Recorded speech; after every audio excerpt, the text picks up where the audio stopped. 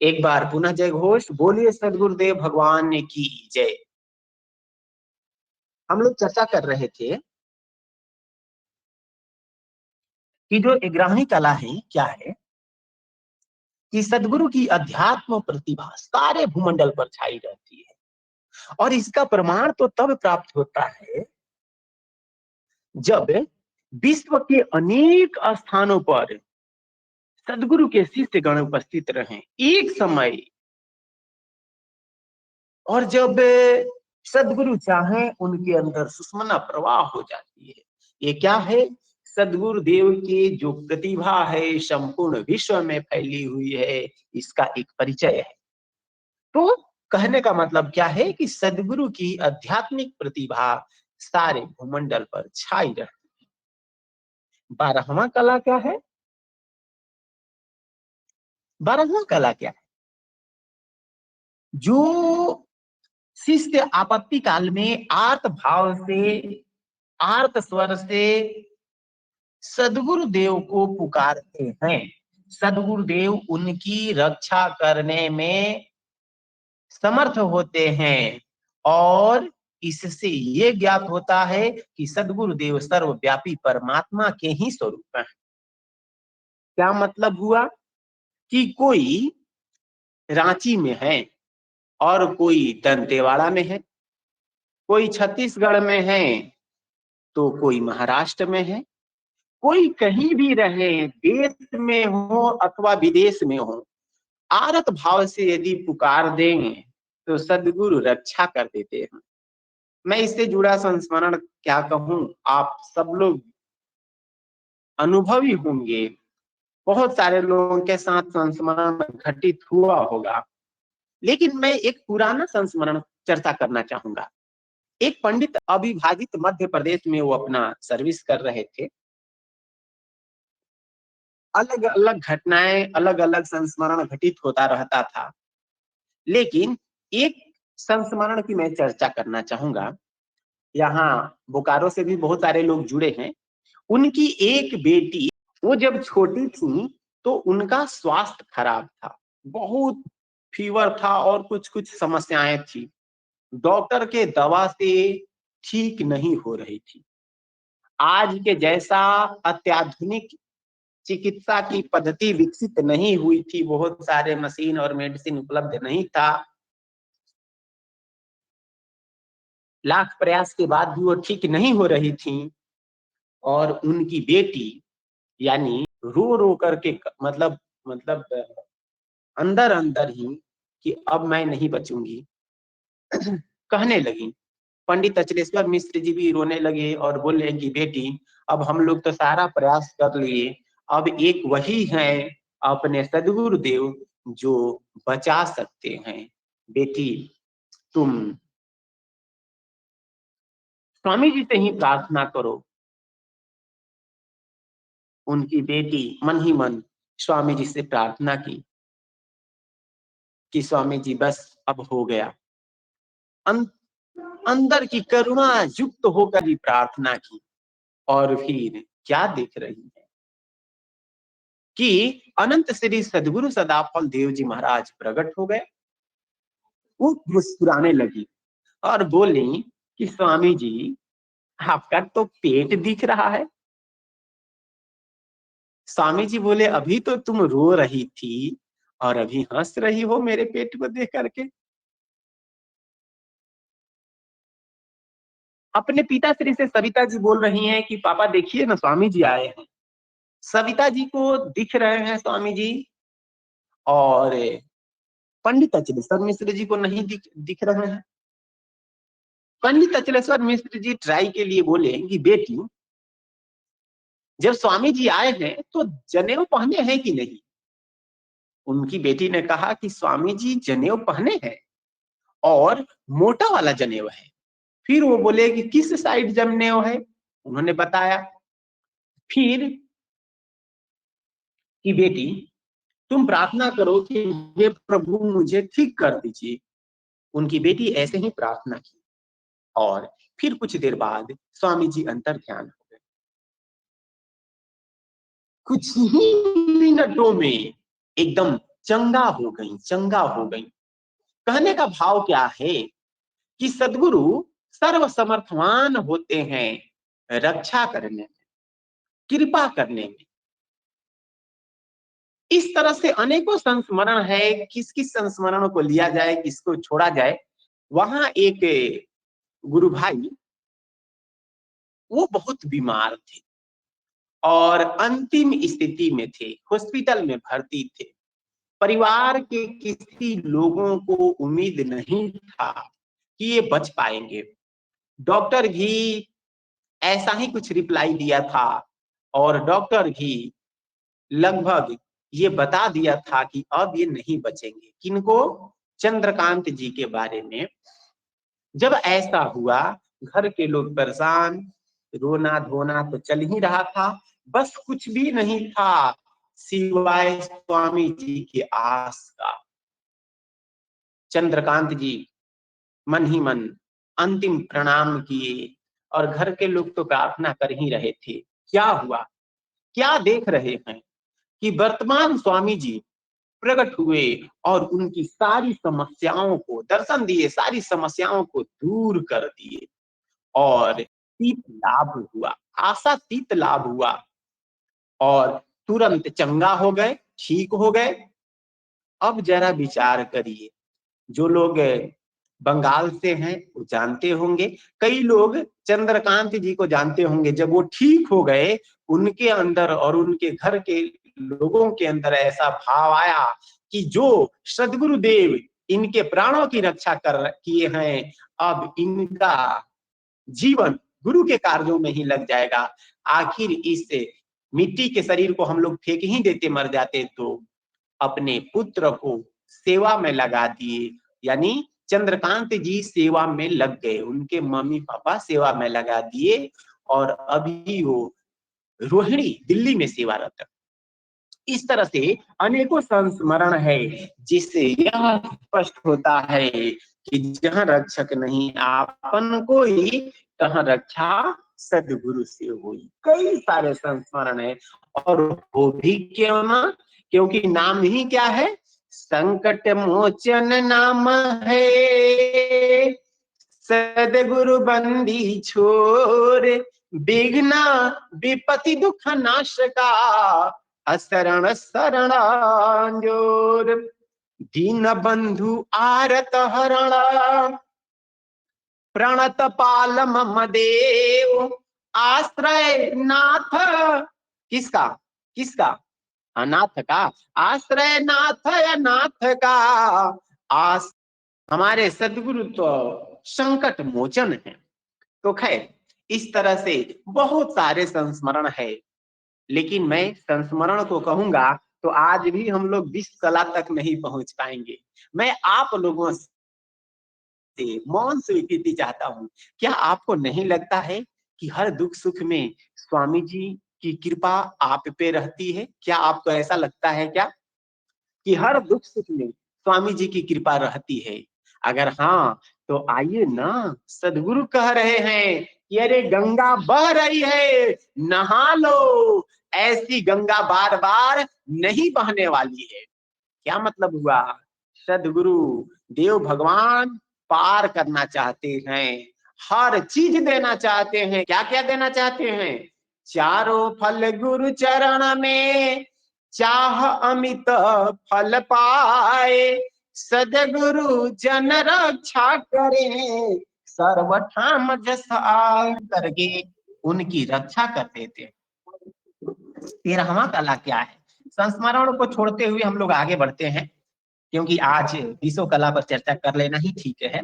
13वां कला क्या है कि सदगुरु सारे कर्मों को करने पर भी स्वयं अक्रिय रहते हैं। उनके सारे गुणों को धारण करने वाले और जगजीवों की एकमात्र उद्धार करने वाले सदगुरु होते हैं। इसीलिए कहा जाता है कि विश्व के शुभचिंतक, इसीलिए कहा जाता है एकमात्र छुड़ावनहार। तो कहने का मतलब क्या है कि सदगुरुदेव जगजीवों को उद्धार करने वाले एकमात्र पूरे विश्व में रहते हैं, कोई अन्य नहीं उद्धार कर सकता। अगला गुण क्या है, अगली कला क्या है? सदगुरु के सिर पर स्वाभाविक रूप से जगत गुरु का चेतन छत्र विराजमान रहता है और उनके ललाट में दिव्य मणि का प्रकाश रहता है और उनके चक्षु से दिव्य अमृत की धारा प्रवाहित होती है, जिसे पा करके बिरही जीव अधिदैविक, अधिभौतिक और आध्यात्मिक यानी कि त्रय तापों से विमुक्त हो जाता है। 15वां कला क्या है? सदगुरु देव के चरण कमलों में गंभीर समुद्र का चिन्ह रेखा के रूप में विद्यमान रहता है और उनके चरण कमलों में आश्रय पाकर अनेक प्रकार की ज्ञान धारा उनके चरण कमल में, सदगुरु देव के चरण कमल में अनेक प्रकार की ज्ञान धारा प्रवाहित रहती है।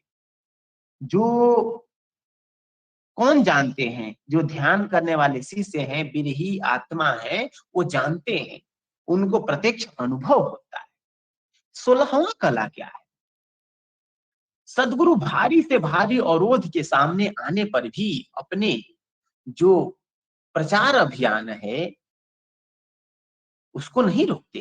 वे अचल निर्भय रहते हुए प्रचार प्रसार की योजना को प्रगतिशील रखने में सक्षम होते हैं और किसी प्रकार का विघ्न उनके मार्ग को अवरोध नहीं कर सकता। सदगुरुदेव क्या है? अध्यात्म क्रांति के व्यक्त स्वरूप है। 17वां कला क्या है? 17वां कला है कि सदगुरु सत्य और दया के मूर्त रूप होते हैं। उनका सहज स्वभाव सौम्य शीतल होता है और सदगुरुदेव लोक मर्यादा के पालन करने में तथा न्याय करने में समदर्शी होते हैं। 18वां कला क्या है? कि सदगुरु की ब्रह्म विद्या जो ईश्वरीय धारा है, जिसे कोई भी सांसारिक शक्ति अवरुद्ध नहीं कर सकती, तो सदगुरु उसी धारा के स्वामी होते हैं, अधिकारी और महान तेजस्वी अद्वितीय पुरुष होते हैं। 19वां कला क्या है? सदगुरु अपनी इच्छा से शरीर का त्याग करते हैं और उनकी पार्थिव शरीर समाधि में रखी जाने पर भी उसमें चूना नहीं लगता है, यानी उसमें आध्यात्मिक परमाणु निरंतर निःसृत होता रहता है, जिससे जगत का कल्याण होता है। और अपने शरीर का इस प्रकार लय करने वाले सदगुरु कोई अन्य साधु महात्मा योगी जपी तपी नहीं होते, कोई सन्यासी नहीं होते, ये तो आप्त पुरुष होते हैं, महापुरुष होते हैं, सर्वश्रेष्ठ व्यक्तित्व संपन्न होते हैं और विश्व वंद्य विभूति होते हैं। क्या मतलब? अपनी इच्छा से त्याग करते हैं शरीर का। स्वामी जी तीसरा मंडल के प्रथम अध्याय में इसी से संबंधित दोहा लिखे हैं कि मरना कैसे चाहिए और लोग मरते कैसे हैं। खैर, उस विषय पर हम लोग न जाते हुए बस यही चर्चा करें कि स्वामी जी यानी सदगुरुदेव में ये अनंत शक्ति होती है और वो अपने भौतिक शरीर का परित्याग कैसे करते हैं? अपनी इच्छा से करते हैं। सदगुरु सदाफल देव जी महाराज शरीर त्याग करने से 15 वर्ष पहले ही हरिद्वार कुंभ में बोल दिए थे, जब प्रथम आचार्य श्री को सदगुरु का उत्तराधिकारी घोषित कर रहे थे कि 15 साल पूर्व हो रहा है, संकेत दे दिए थे कि 15 साल बाद मुझे जाना है।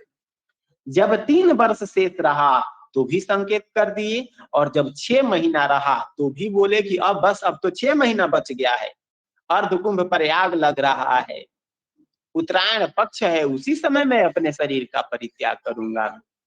और क्या हुआ? स्वामी जी अपने शिष्यों के बीच में बैठ करके शरीर का परित्याग किए। लेकिन बात क्या है, देखिए उनकी समाधि जहां रखी गई है, आज भी स्वामी जी का शरीर उसी रूप में होगा, एक ऐसा भी समय आएगा जब वहां से वो शरीर को हटाया जाएगा, क्योंकि ये सदगुरुदेव भगवान की ही भविष्यवाणी है कि हमारा समाधि विवादित रहेगा और समय से उसे दूसरे जगह हटाया जाएगा। एक ऐसा भी समय आएगा जब सदगुरुदेव खुद ही आदेश करेंगे, सदगुरुदेव भगवान आदेश करेंगे कि अब मेरी समाधि हटा ली जाए, कि सदगुरुदेव की शक्ति भूमंडल में तो रहती ही है, उस शरीर से भी एक एक आभा प्रकट होती रहती है, एक एक परमाणु का, एक विशेष परमाणु का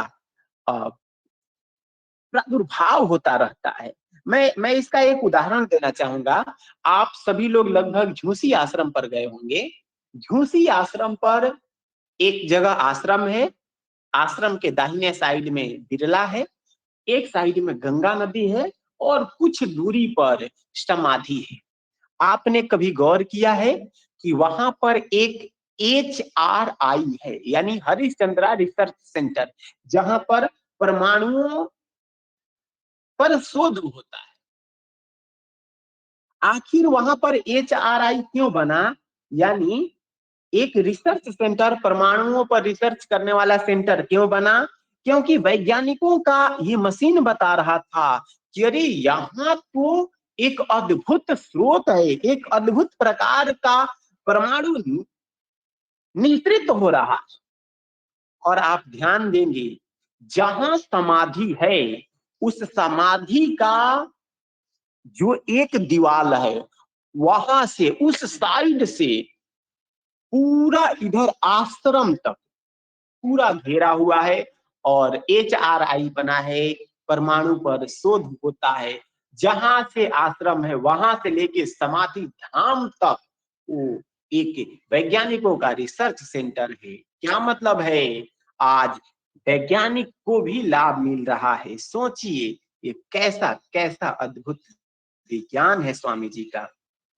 खैर, समय से जब सदगुरुदेव भगवान की का पार्थिव शरीर वहां से हटाया जाएगा तो आगे पता चलेगा पूरे विश्व को कि योगी का शरीर सड़ता नहीं है, गलता नहीं है, बल्कि वो तो वैसे ही रह जाता है। हालांकि स्किन थोड़ा सा सट जाएगा हड्डी में, यानी कि शरीर इसी तरह से मोटा तगड़ा नहीं रहेगा, लेकिन इतना तो जरूर रहेगा कि पूरा शरीर पूरा एकदम जस का तस रहेगा। सदगुरुदेव का शरीर ऐसा ही रहता है। विश्वा कला क्या है कि सदगुरु सारे देवों के महान देव और सारे गुरुओं के महान गुरु, यानी भूमंडल के एकमात्र जगत गुरु, विभूषित महाप्रभु है। उनके समान ब्रह्मा विष्णु महेश नहीं है तथा अन्य सांसारिक जीवों का कहना क्या है। ये 20 कला है। अगर इन 20 कला को उदाहरण और संस्मरण पर समझते तो हम लोग कई दिन लग जाता, लेकिन आज प्रयास किया गया कि संक्षिप्त में इन 20 कला को हम लोग समझने का प्रयास किए। समय को देखते हुए अगर इसे दोहा रूप में बोला जाए संक्षिप्त में तो कैसे बोला जाएगा? सदगुरु की 20 कला है।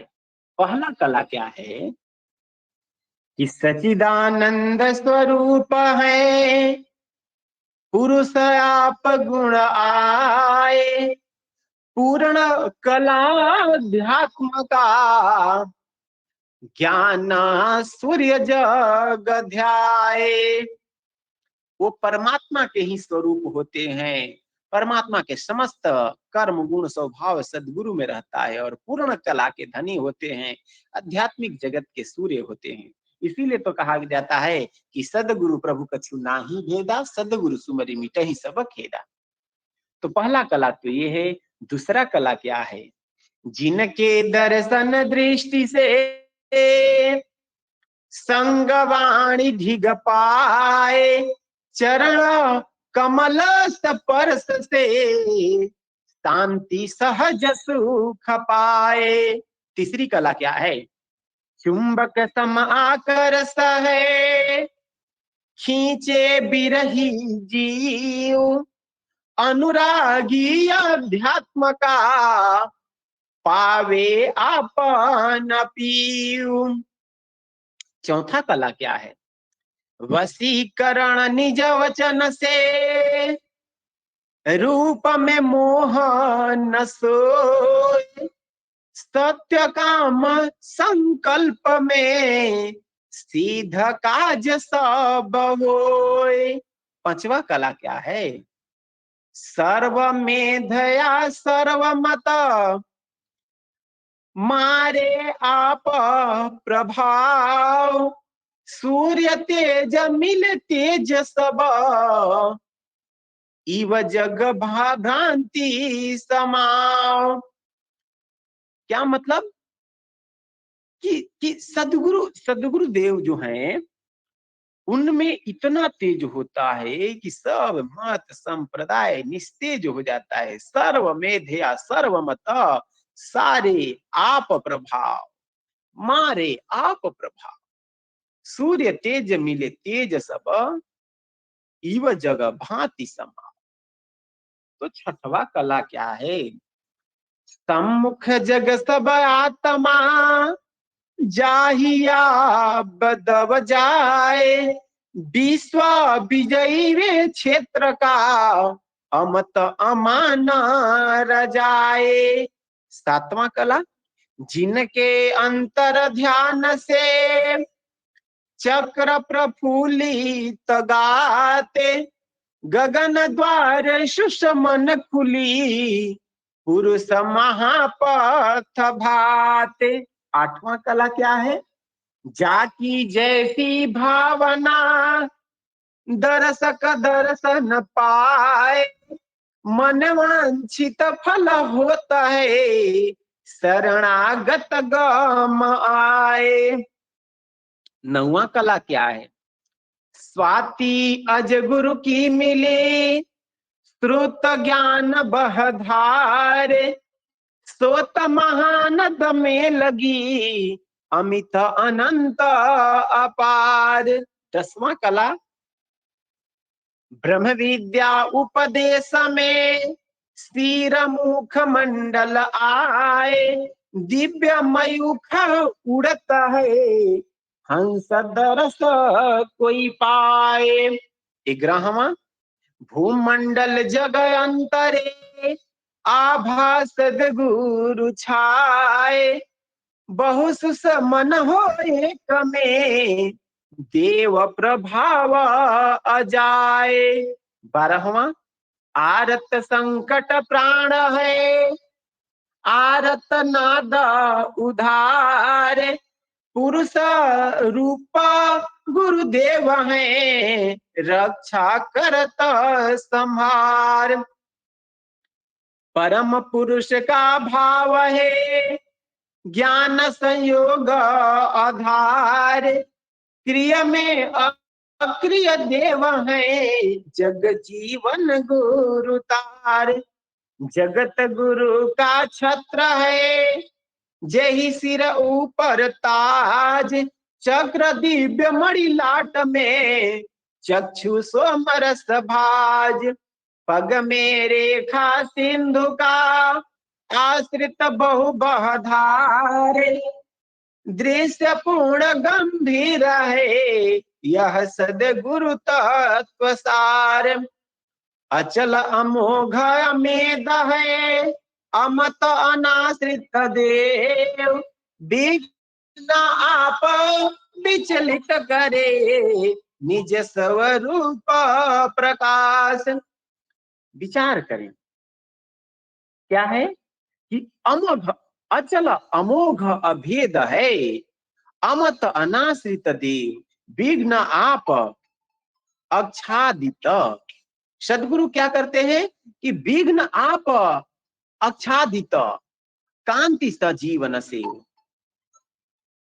सदगुरु देव के चरणों में जो लोग भी इस तरह से भाव रख करके कार्य करते हैं, सदगुरु देव में एक ऐसी आभा रहती है कि उनके चरण कमलों में एक ऐसी प्रतिभा है, एक ऐसी शक्ति है, एक ऐसा प्रवाह है कि अपने हंसों को वो सद्ज्ञान, सद्बुद्धि, सद्विवेक देते रहते हैं।